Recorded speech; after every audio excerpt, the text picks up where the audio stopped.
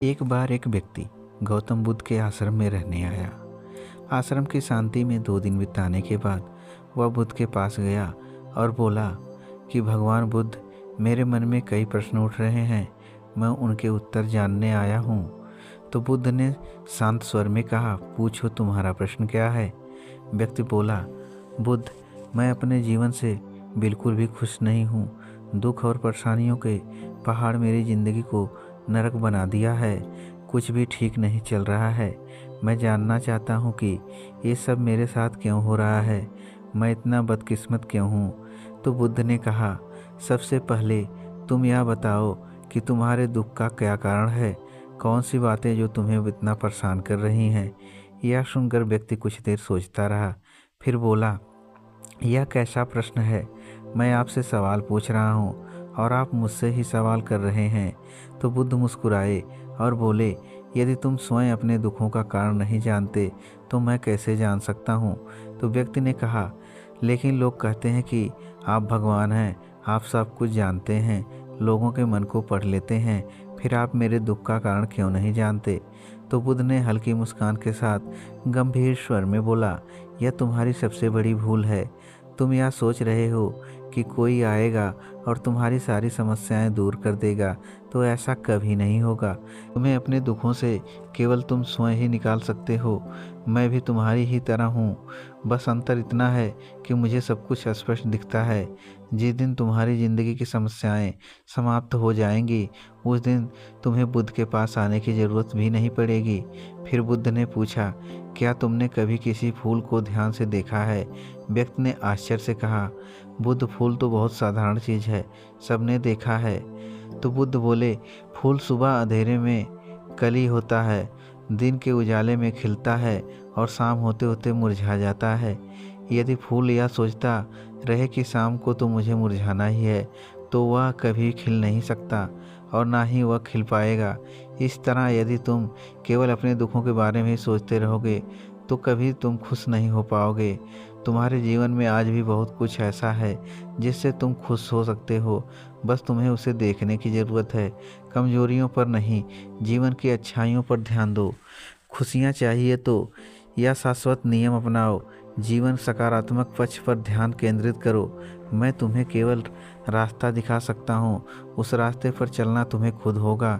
यह सुनकर व्यक्ति कुछ देर शांत बैठा और फिर बोला, बुद्ध, क्या सच में जीवन की सारी समस्याओं का समाधान एक ही तरीके से हो सकता है।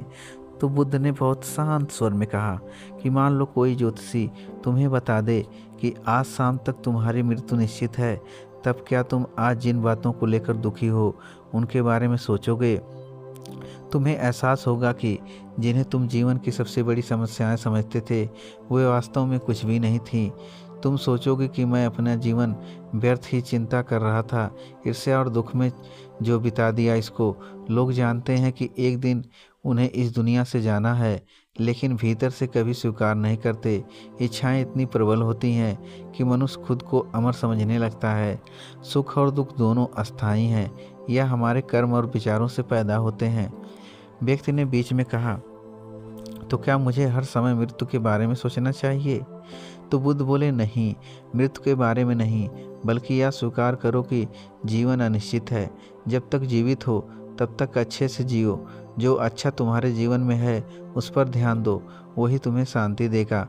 अधिकतर दुख इच्छाओं से पैदा होते हैं। यदि तुम अपने मन को नियंत्रित कर लो तो दुख स्वतः ही समाप्त हो जाएंगे। व्यक्ति ने पूछा, लेकिन चंचल मन को कैसे नियंत्रित करें। तो बुद्ध बोले, सबसे पहले समझो कि तुम्हारे लिए सुख और दुख का अर्थ क्या होता है। फिर अभ्यास के द्वारा अपने मन को ऐसा बनाओ कि ना सुख में अत्यधिक प्रसन्न हो और ना दुख में अत्यधिक दुखी। इसी को मैं मध्यम मार्ग कहता हूँ। यदि तुम गहराई से देखोगे तो पाओगे कि तुम्हारे दुखों का कारण तुम स्वयं हो।